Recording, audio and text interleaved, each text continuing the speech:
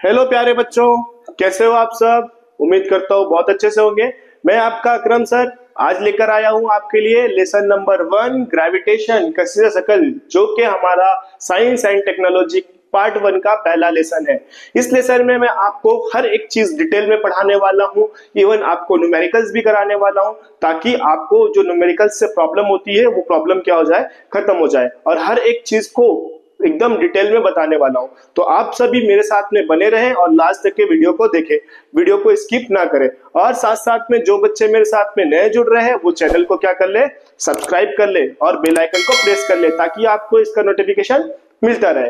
और साथ में ही क्या करें, हमारा जो फेसबुक या इंस्टाग्राम का अकाउंट है उसे भी फॉलो कर ले, ताकि इससे रिलेटेड कोई भी आपको जो नोटिफिकेशन रहेगी वो बहुत इजीली मिल जाएगी। ठीक है बेटा, तो बिना टाइम वेस्ट करते हुए हम चलते हैं हमारे लेसन नंबर 1 की तरफ, जो कि है हमारा लेसन क्या, कशिश शकल। ठीक है, तो चलिए स्टार्ट करते हैं। पहले की जो आप क्लासेस में पढ़ चुके हैं, आपने ऑब्वियसली ग्रेविटेशन वगैरह पढ़ा होगा, लेकिन मैं ऐसा कंसिडर करता हूं कि आपने अभी तक के इसके बारे में कुछ भी मालूमात हासिल नहीं की है। इसके अलावा आपने कभी ऐसा सोचा भी होगा ना कि कोई भी चीज जो गिर रही है वो चीज नीचे ही क्यों गिर रही है, ऊपर क्यों नहीं जा रही है। जो बर्ड्स हैं या एरोप्लेन है वो कैसे हवा में उड़ लेते हैं। तो ये सारे जो चीजें हैं वो सारी चीजों के आंसर्स और सारे टॉपिक्स को मैं क्या करने वाला हूँ, इस लेसन में क्लियर करने वाला हूँ। ठीक है, लेकिन इससे पहले जो ग्रेविटेशन डिस्कवर हुआ था उसके बारे में हम जान लेते हैं कि ग्रेविटेशन कैसे डिस्कवर हुआ था। आप सभी जानते हैं न्यूटन चाचा को, है ना, हमारे न्यूटन चाचा जो है इन्हें आप सभी जानते हैं। तो हम न्यूटन चाचा के बारे में क्या करते हैं, अच्छे से उनकी जो बायोग्राफी है वो जान लेते हैं। ये हमारे न्यूटन चाचा जब ये पैदा हुए तो बहुत कमजोर थे, और साथ में क्या हुआ कि इनके वालिद का इंतकाल बहुत जल्दी हो गया, कम एज में, जिसकी वजह से ये पढ़ाई लिखाई में बहुत पीछे रह गए, और इसकी वजह से इन्हें कभी कभार अपने खेतों में और अपनी माँ के साथ में काम भी करना पड़ता था। लेकिन इनका जो जज्बा था पढ़ाई के लिए काफी अच्छा था, जिसकी वजह से ये काफी सालों के बाद क्या बने, साइंटिस्ट बने। और इनका आपको जो फेमस वाक्य है वो पता होगा कि एक दिन इनके आसपास में सेब गिरा, सेब गिरने की वजह से इन्होंने सोचा कि ये सेब नीचे ही क्यों गिरा, ऊपर क्यों नहीं गया, जिसकी वजह से इन्होंने थ्योरी बनाई, जिस थ्योरी को हम कहते हैं ग्रेविटेशन, कशिश शकल का कानून। तो है आपको अभी मैंने न्यूटन चाचा की बायोग्राफी बताया है ना, न्यूटन चाचा किस तरह से पैदा हुए और उनके जो जमाने बचपन था उसमें किस तरह का उनके हालात थे, और उन्होंने कौन से कानून को डिस्कवर किया। इनके 3 कानून भी है, उसे भी आप क्या करें, याद कर लें। जो हमारा क्वेश्चन आंसर का सेशन होगा जहां पर मैं क्वेश्चन आंसर लिखाने वाला हूं, उसमें मैं आपको इंशाल्लाह बताने की कोशिश करूंगा। तो बिना टाइम वेस्ट किए हम क्या करते हैं, हमारे लेसन की तरफ में चलते हैं, जो कि हमारा लेसन है, क्या लेसन का नाम है, कशिश शकल। तो हमारे इस लेसन में हम सबसे पहला जो चीज पढ़ने वाले हैं वो कशिश शकल है। तो मैंने आपको इससे पहले भी बताया कि कशिश शकल क्या होता है बेटा। कशिश शकल मतलब कि कोई भी ऑब्जेक्ट जो क्या कर रहा है, जमीन की तरफ नीचे गिर रहा है। कोई भी अशिया, कोई भी सामान मैंने क्या किया, ऊपर की तरफ में फेंका तो वो क्या होगा, नीचे की तरफ में फॉल डाउन करेगा, नीचे की तरफ में आकर गिरेगा। तो इसी को हम क्या कहते हैं, कशिश शकल कहते हैं। जमीन के अंदर क्या है, कशिश है, जो क्या करती है, किसी भी अशिया को, किसी भी सामान को, किसी भी ऑब्जेक्ट को अपनी जानिब क्या करती है, खींचती है। तो हमारे दिमाग में सवाल आता है कि चांद हमारे साथ जो डिस्टेंस पर है, काफी डिस्टेंस पर है, वो जमीन क्यों नहीं खींच पाता है, या फिर जो हवाई जहाज ऊपर प्लेन चल रहा है उसे जमीन क्यों नहीं खींच पाता है, या जो हेलीकॉप्टर चल रहा है उसे क्यों नहीं खींच पाता है, या जो परिंदे उड़ते हैं वो जमीन के ऊपर क्यों नहीं खींचे जाते हैं। तो आपने इन तमाम चीजों में देखा होगा कि ये सारे के सारे ऑब्जेक्ट, ये सारी की सारी चीजें कुछ वक्त तक के सिर्फ आसमान में क्या करती हैं, फ्लाई करती हैं, उड़ती हैं, और कुछ वक्त के बाद क्या करती हैं, ये जमीन के ऊपर आ जाती है। आपने देखा होगा अभी अहमदाबाद में क्या हुआ था, प्लेन क्रैश हुआ, वो भी क्या हुआ, ग्रेविटेशन की वजह से हुआ ना। अगर ग्रेविटेशन नहीं होता तो वो जो प्लेन था वो नीचे आता क्या, नहीं आता। तो जितने भी ऑब्जेक्ट है सारे के सारे क्या करते हैं, जमीन पर आते हैं। अगर कोई आसमान में उड़ रहा है तो वो कोई ना कोई एनर्जी की वजह से, कोई ना कोई ताकत की वजह से क्या होता है, आसमान में उड़ रहा होगा, है ना। जैसे आपने पढ़ा होगा काइनेटिक एनर्जी और पोटेंशियल एनर्जी। काइनेटिक एनर्जी मतलब कि कोई भी जो अशिया है वो क्या करे, एनर्जी को स्टोर करे, और पोटेंशियल एनर्जी मतलब कि उसको क्या किया जाए, फिर थ्रो कर दिया जाए, वो हरकत में आ जाए, उसे हम कहेंगे पोटेंशियल एनर्जी। जैसे आपने क्या किया, एक गुलेल लेकर क्या किया, उसके अंदर जो आपने डगर रखा है, पत्थर रखा है, उसको स्ट्रेच किया, खींचा, या तीर कमान आपने देखा होगा, तीर को रखकर क्या किया, खींचा। तो उसके बाद जब उसको खींच रहे हैं तो उस टाइम में क्या हो रहा है कि उसके अंदर जो है तवानाई बिल कवा, जिसको हम बोलते हैं काइनेटिक एनर्जी बोलते हैं, ठीक है। और जैसे ही हमने क्या किया, उस तीर को छोड़ा तो वो हो गया तवानाई बिल हरकत। तो उसी तरह से बहुत सारी एनर्जी की वजह से क्या होता है कि जो हमारे प्लेन है या जो हमारे हेलीकॉप्टर्स हैं या जो बर्ड्स है वो क्या कर सकते हैं, आसमान में उड़ सकते हैं और कुछ वक्फे के बाद, कुछ टाइम के बाद वो क्या करेंगे, जमीन के ऊपर जरूर आएंगे, ठीक है। तो ये जो आपका कंसेप्ट है वो समझ में आया कि कोई भी चीज जो है ऊपर उड़ती है तो वो नीचे क्यों नहीं गिरती है, गिरेगी जब उसके अंदर क्या होगा कि जो एनर्जी स्टोर है, जो फ्यूल है वो क्या हो जाएगा, खत्म हो जाएगा, तो वो क्या होगा, ऑटोमेटिक डाउन आ जाएगी। तो जितना भी ऑब्जेक्ट है, सारा ऑब्जेक्ट क्या होता है, जमीन के ऊपर गिरता है। इसे हम क्या कहते हैं, कशिश शकल का कानून कहते हैं, जिसको डिस्कवर किया सर इसहाक न्यूटन ने, ठीक। अब दूसरा सवाल है, दूसरा सवाल ये है कि जो चांद है वो चांद जमीन की तरफ में क्यों नहीं खींचा आता है।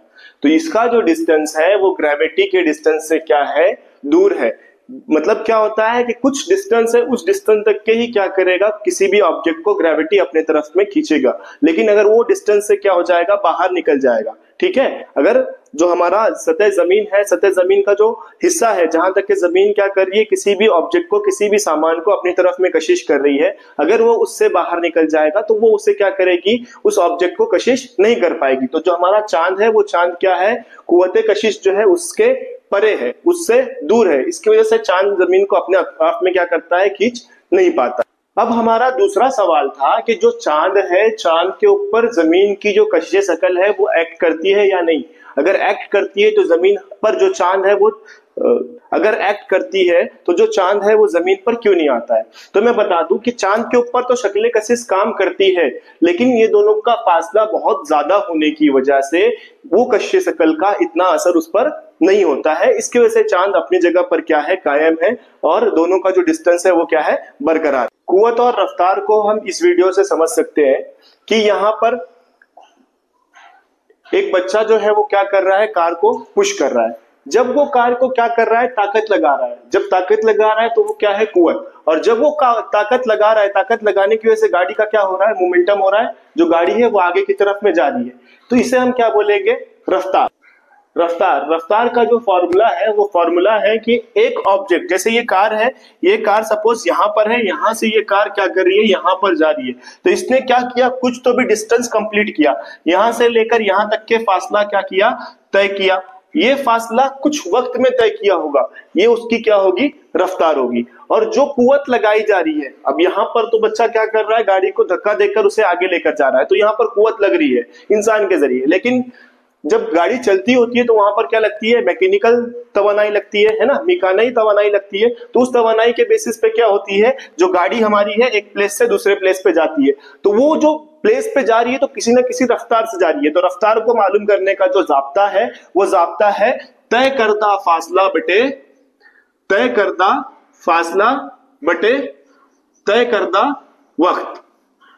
मतलब जितने वक्त में जितना फासला तय करेगी वो उसका क्या होगा, रफ्तार होगा। तो हमारा जो ये कुव्वत और रफ्तार है, इस कुव्वत और रफ्तार के बेसिस पे न्यूटन चाचा ने हमारे जो है तीन क्या किए, कवानीन बनाए, जिसको हम बोलते हैं न्यूटन का पहला कानून, न्यूटन का दूसरा कानून और न्यूटन का तीसरा कानून। ये तीन कवानीन बहुत ज्यादा क्या है, इंपॉर्टेंट है, उसे आप क्या कर लेना, याद कर लेना। अब आगे बढ़ते हैं हम, इनका तारुफ है, इसको आप पढ़ लेना। उनके बारे में तो मैंने पहले ही आपको बायोग्राफी में बता दिया कि क्या क्या था।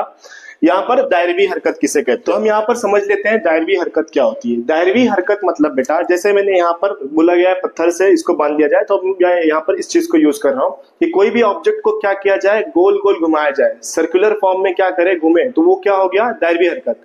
लेकिन मरकज से क्या किया जाए, किसी भी ऑब्जेक्ट के ऊपर जो फोर्स लगाया जाए वो क्या कहलाता है, मरकज जो कुव्वत। जैसे मैं क्या कर रहा हूं, इस मरकज से क्या कर रहा हूं, इस ऑब्जेक्ट के ऊपर, इस चीज के ऊपर क्या कर रहा हूं, ताकत लगा रहा हूं।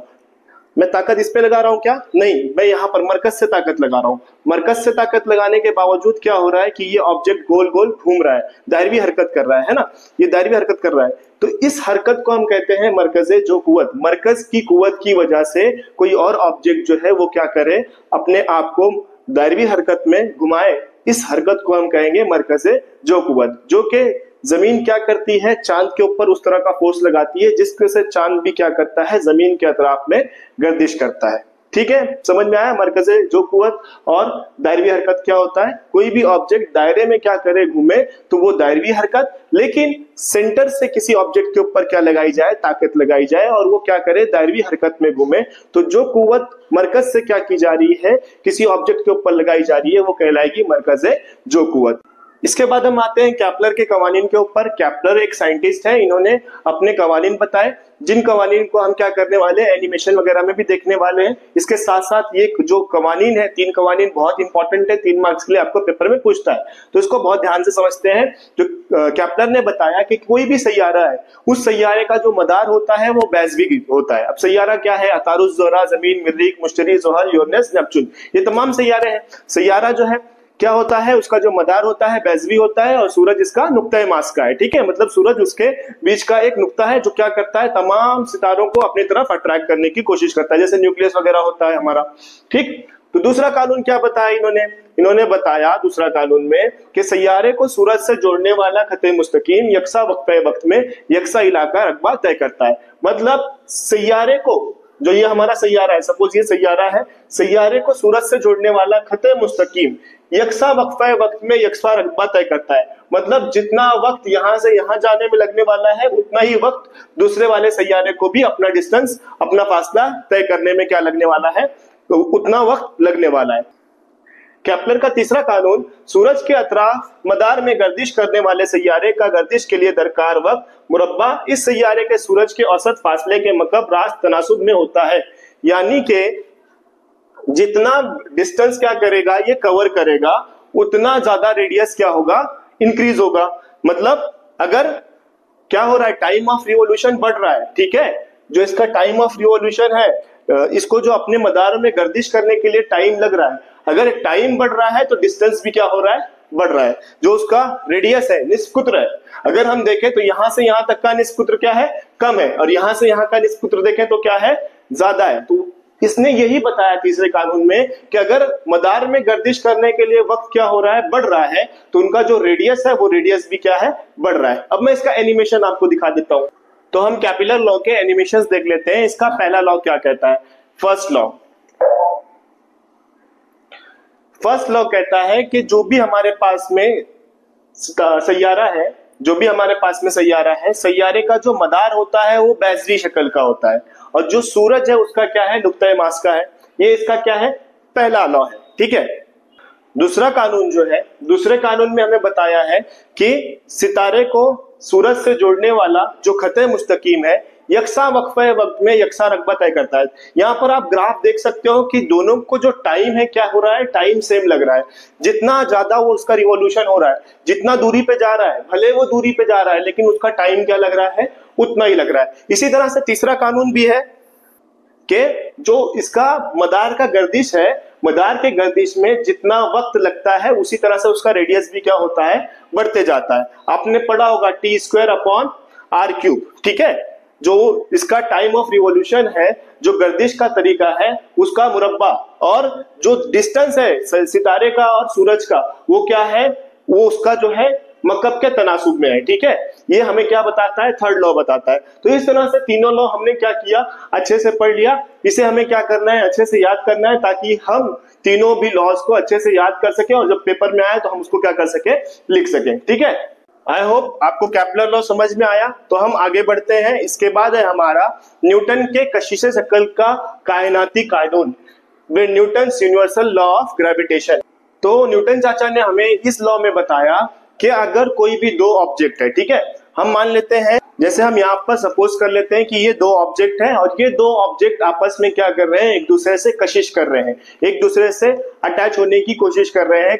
तो ये दोनों के बीच में जो फासला है वो फासला है d, ठीक है। इसका हम जो कमियत है या जो इसका मास है, इसका जो मास हम मान लेते हैं m1, इसका मास मान लेते हैं m2, और ये दोनों क्या कर रहे हैं, आपस में कशिश करने की कोशिश कर रहे हैं, मिलने की कोशिश कर रहे हैं। तो इसके बेसिस पे जो इनके ऊपर फोर्स लग रहा है वो फोर्स है F, ठीक है। वो फोर्स क्या है, F, और दोनों के बीच में जो फासला है वो क्या है, d। क्या बताया न्यूटन चाचा ने हमें कि जो दो ऑब्जेक्ट है, दो ऑब्जेक्ट के बीच में जो फासला है वो d। पहले ऑब्जेक्ट का, जो पहला हमारा ऑब्जेक्ट है उसका हम मास ले लेते हैं m1 और दूसरे का ले लेते हैं m2। ये दोनों के बीच में जो फोर्स लग रहा है उसका नाम हम ले लेते हैं फोर्स। तो इसको हम रियाजी की तरह मैथमेटिकली हम कैसे लिख सकते हैं? हम लिख सकते हैं ना मैथमेटिकली, क्या लिख सकते हैं? Force is directly proportional to m1 m2 upon d square. ये मैथमेटिकली लिखते हैं। डायरेक्टली प्रोपोर्शनल का मतलब होता है कि अगर कोई एक चीज बढ़ रही है तो दूसरी चीज भी बढ़ेगी, और इनवर्सली प्रोपोर्शनल का मतलब होता है कि अगर कोई एक चीज बढ़ रहा है तो दूसरा चीज क्या होगा? कम होगा। ठीक है, आपको ये चीजें बेसिक क्लास 8 9 में भी बताया होगा आपने। क्लास 8 में इसके ऊपर से मैथ्स में क्वेश्चन भी क्या किया होगा? सॉल्व किया होगा। तो हम आगे बढ़ते हैं, इसके फॉर्मूले को, इसका जो हमारा मैथमेटिकली फॉर्मूला है उसको हम कैसे लिखेंगे? तो जब भी क्या होता है कि जो प्रोपोर्शनल की साइन होती है जब भी वो हटती है तो वहां पर क्या आता है? कांस्टेंट आता है। यहाँ पर हम कांस्टेंट क्या लेंगे? Capital G. कैपिटल जी हम इसलिए ले रहे हैं क्योंकि हम क्या पढ़ रहे हैं? ग्रेविटी के बारे में, और ग्रेविटी का जो कांस्टेंट होता है वो क्या होता है? Capital G. Capital G m1 m2 upon d जैसे कि आपको यहाँ पर दिखाया हुआ है कि दो ऑब्जेक्ट है, एक पहला कमियत वाला और दूसरा कमियत वाला। दोनों के ऊपर क्या हो रहा है? फोर्स एक्ट कर रहा है, और दोनों के बीच का जो फासला है वो क्या है? d है। उसको मैथमेटिकली क्या करना है? आपको प्रूफ करना है। तो force is directly proportional to mass 1 and mass 2। अगर दोनों का फोर्स क्या होगा? बढ़ेगा, तो मास भी क्या होगा? बढ़ेगा। लेकिन जो डिस्टेंस है वो डिस्टेंस क्या है? इनवर्सली प्रोपोर्शनल है, जिसकी वजह से डिस्टेंस कहाँ है? डिनोमीटर में। अगर फोर्स क्या होगा? बढ़ेगा, तो डिस्टेंस क्या होगा? कम होगा, या मास बढ़ेगा तो डिस्टेंस क्या होगा? कम होगा। तो इस तरह से इसको हमने क्या किया? मैथमेटिकली लिख दिया है। मैथमेटिकली लिखने के बाद ये प्रोपोर्शनलिटी की साइन क्या होगी? खत्म होगी, और प्रोपोर्शनलिटी की साइन जब खत्म होगी तो वहां पर क्या आएगा? कोई कांस्टेंट आएगा। तो हम जब ग्रेविटेशन पढ़ रहे हैं तो वहां पे जो कांस्टेंट हम लगाएंगे उसका नाम है जी। यहाँ पर हमने देखा ना, जी एक मुस्तकिल है। मुस्तकिल मतलब कांस्टेंट, ठीक है, कांस्टेंट है जिसका कायनाती मुस्तकिल कहते हैं, जिसे हम क्या कहते हैं? यूनिवर्सल ग्रेविटेशनल कांस्टेंट कहते हैं। क्या कहते हैं? यूनिवर्सल ग्रेविटेशनल कांस्टेंट कहते हैं, जिसको उर्दू में कहा जाता है कायनाती मुस्तकिल। ठीक है, यहां तक समझ में आ रहा है आपको? यहां पर हमें एक और चीज बताई गई है कि अगर दो अजसाम, जैसे हमने यहाँ पर दो अजसाम लिया ना, यहाँ पर हमने क्या लिया? दो बॉडीज लिया। अगर ये दो अजसाम सेम कमियत वाले हैं और उसको क्या कर दिया जाए? डबल कर दिया जाए। अगर इसको डबल किया जाएगा और इसको डबल किया जाएगा तो फोर्स भी क्या हो जाएगा? डबल, और डिस्टेंस भी क्या हो जाएगा? डबल हो जाएगा। ठीक है, तो हमें बोला गया है कि अगर दोनों को डबल किया जाए तो इनका जो सेंटर ऑफ मास है, ठीक है, इनका जो मरकज है, दोनों मरकज, इनका जो मरकज है, मरकज से क्या किया जाए? दोनों को जब जोड़ा जाए तो जोड़ने जाने वाले दोनों के दरमियान का जो फासला होगा वो क्या होगा? एक खत्ते मुस्तकीम में होगा। ठीक है, इनकी लंबाई के दरमियान का फासला क्या समझा जाएगा? खत्ते मुस्तकीम में समझा जाता है। और अगर वो क्या हो? एक परफेक्ट शेप में ना हो, तो कोई भी शेप में होंगे, रेक्टेंगल शेप में हो, स्क्वायर शेप में हो, ट्रायंगल शेप में हो, या किसी भी शेप में हो, तो उनके बीच का जो सेंटर होगा, उस सेंटर से जो फासला होगा वो भी क्या होगा? खत्ते मुस्तकीम में होगा। और उनके दरमियान का जो फासला होगा उसे हम डी से क्या करेंगे? शो करेंगे। अगर हम यूनिवर्सल सिस्टम जो है, एसआई यूनिट है ना, स्टैंडर्ड फॉर्म वाली जो यूनिट है, अगर हम इंटरनेशनल सिस्टम में एसआई यूनिट में अगर हम जी की वैल्यू देखें तो कैपिटल जी की वैल्यू होती है 6.63 इंटू 6.673 इंटू 10⁻⁻11 न्यूटन पर मीटर स्क्वायर एंड किलोग्राम पर स्क्वायर। ठीक है, तो ये किसकी वैल्यू है? कैपिटल जी की। ठीक है, तो इसे क्या करो, आपके टेक्स्ट बुक में ऐसा अंडरलाइन कर लो कि ये वैल्यू किसकी है? कैपिटल जी की है। इसके बाद है बेटा यकसा दायरवी हरकत और मरकज़े जुक़ुवत का असर। हमने अब इससे पहले देखा था दायरवी हरकत, लेकिन यकसा दायरवी हरकत मतलब एक ही डायरेक्शन में एक ही स्पीड के साथ में क्या करे? कोई ऑब्जेक्ट, कोई भी चीज क्या करे? सर्कल फॉर्म में दायरवी हरकत में क्या करे? हरकत करे, उसे हम करेंगे यकसा दायरवी हरकत। ठीक है, और मरकज से अगर क्या लग रही है? कुवत लग रही है उस ऑब्जेक्ट के ऊपर, तो वो क्या कहलाएगा? मरकज़े जुक़ुवत। इसका असर क्या होता है? तो यहाँ पर आपको बताया गया है कि अगर हम क्या करें, किसी भी जिस्म को, अगर हम किसी भी जिस्म को यकसा दायरवी हरकत से क्या करें? मुतहरिक करें, हरकत में लेके आए, तो इस पर जो कुवत लगाई जाएगी वो क्या रहेगी? कुवत एफ रहेगी, मतलब उसके ऊपर कोई ना कोई फोर्स लगाया जाएगा। और अगर उसकी कमियत, जो उसकी कमियत है उसको हम क्या करें? एम से नोट करें, उसके मदार का जो निस्ब कुतर है उसे आर से करें, और उसकी जो रफ्तार है उसे वी से जाहिर करें, तो इसका जो मैथमेटिकल फॉर्म होगा वो मैथमेटिकल फॉर्म क्या होगा? mv square upon R. That means उसको इस तरह से दिखाया जाएगा कि F equals to mv square upon R. अब ये जो लिया गया है, ये लिया गया है किसी सैयारे के लिए कि अगर एक सैयारा सूरज के अतराफ क्या कर रहा है, गर्दिश कर रहा है, तो उस सैयारे का कुछ खुसूसी क्या होगी, कमियत होगी, और कुछ उसकी क्या होगी, रफ्तार होगी, और उसका जो डिस्टेंस होगा सूरज से कुछ ना कुछ उसका क्या होगा, फासला होगा। जैसे यहाँ पर हम देख लेते हैं कि ये हो गया एक मदार, और यहाँ पर सूरज है, यहाँ पर कोई क्या है, सैयारा है। तो सैयारे से सूरज का जो डिस्टेंस है वो डिस्टेंस हो गया r। सैयारे का जो गर्दिश है वो क्या हो गई, इसकी गर्दिश हो गई v स्क्वायर, ठीक है। और जो इसका कमियत है, ठीक है, कमियत क्या हो गया, m। कमियत मतलब किसी भी शय में जो मौजूद मादे की मिकदार है वो कमियत कहलाती है। जैसे कि हम बोल सकते हैं कि मेरे जो बॉडी है, जो मेरा बॉडी है, इस बॉडी में कितना मादा मौजूद है, जो मादा मौजूद है उसकी क्या कहलाएगी, कमियत कहलाएगी। एक पेन है, पेन के अंदर कितना रिफिल मौजूद है, ठीक है, कितना मादा मौजूद है, वो मादा क्या कहलाएगा, उसका कमियत कहलाएगा। और जो वजन होता है बेटा, वो वजन होता है ग्रेविटी की वजह से। हम आगे पढ़ेंगे इस चीज को, यहाँ पर आगे हम ध्यान देते हैं। तो इसको कंप्लीट कर लेते हैं। क्या बोला है कि जो इसके ऊपर फोर्स लग रहा है वो फोर्स क्या रहेगा, F। तो इसको हम मैथमेटिकली हम कैसे लिख सकते हैं, मैथमेटिकली क्या होता है, F equals to mv square upon r। यहाँ पर m जो है वो क्या है, m जो है सैयारे का कमियत है, और जो v है, v क्या है, इसका रफ्तार है, r जो है सैयारे का निस्कुत्र है। निस्कुत्र आपको पता है ना, सेंटर से जो भी डिस्टेंस होता है हमारे सर्कल का वो क्या कहलाता है, उसका निस्कुत्र कहलाता है। और इसको एक चक्कर कंप्लीट करने के लिए, यानी कि यहां से वापस यहां पर आने के लिए जो टाइम दरकार होगा उसको हम कैपिटल टी से डिनोट करते हैं। टाइम ऑफ रिवॉल्यूशन कहा जाता है इसे इंग्लिश में, जिसे किसे डिनोट किया जाता है, कैपिटल टी से डिनोट किया जाता है। अब यहां पर इसका फॉर्मूला है, इस फॉर्मूले के हिसाब से जब इसको हम लिखेंगे तो हमें मैथमेटिकली क्या मिलेगा, इस तरह की इक्वेशन मिलेगी। तो यहां तक आपको आई होप समझ में आया। आगे बढ़ते हैं हम लोग। अगर किसी भी चीज का हमें क्या करना है, रफ्तार मालूम करना है, तो रफ्तार का फॉर्मूला है हमारे पास। रफ्तार का फॉर्मूला क्या है, रफ्तार बराबर तय करदा फासला बटे वक्त, है ना, ये हमारे पास फॉर्मूला है। अब हमने देखा कि हमारा जो सैयारा है, हमारा जो सैयारा है वो क्या कर रहा है, सूरज के अतराफ गर्दिश कर रहा है। तो जब गर्दिश कर रहा है तो वो एक सरकमफरेंस क्या कर रहा है, कंप्लीट कर रहा है। अब सरकमफरेंस क्या होता है, सरकमफरेंस मतलब जो भी हमारा एरिया है, जो भी हमारा सर्कल है, उसका जो आउटर लाइन है वो क्या कर रहा है, घूमकर कंप्लीट कर रहा है। ये क्या कहलाता है, मुहित कहलाता है। आउटर लाइन क्या कहलाता है, मुहित कहलाता है। और इसके अंदर का जो एरिया होता है वो कहलाता है रकबा। तो आपने ज्योमेट्री में पढ़ा होगा दायरे का मुहित और पढ़ा होगा एक दायरे का रकबा, ठीक है। तो दायरे का मुहित मतलब क्या होता है कि इसके जो आउटर सरफेस है, इसको हम सरकमफरेंस बोलते हैं इंग्लिश में, ठीक है। उसी को हम क्या कहते हैं, उर्दू में मुहित कहते हैं। और इसके अंदर का जो इलाका होता है उसे हम रकबा कहते हैं, और इंग्लिश में क्या कहते हैं, एरिया कहते हैं। तो दायरे का मुहित और दायरे का रकबा, यहाँ हमें क्या करना है, दायरे का मुहित फाइंड करना है। तो दायरे का मुहित क्या हो जाएगा, उसका फासला हो जाएगा। तो यहाँ पर हम लिख लेंगे दायरे का मुहित।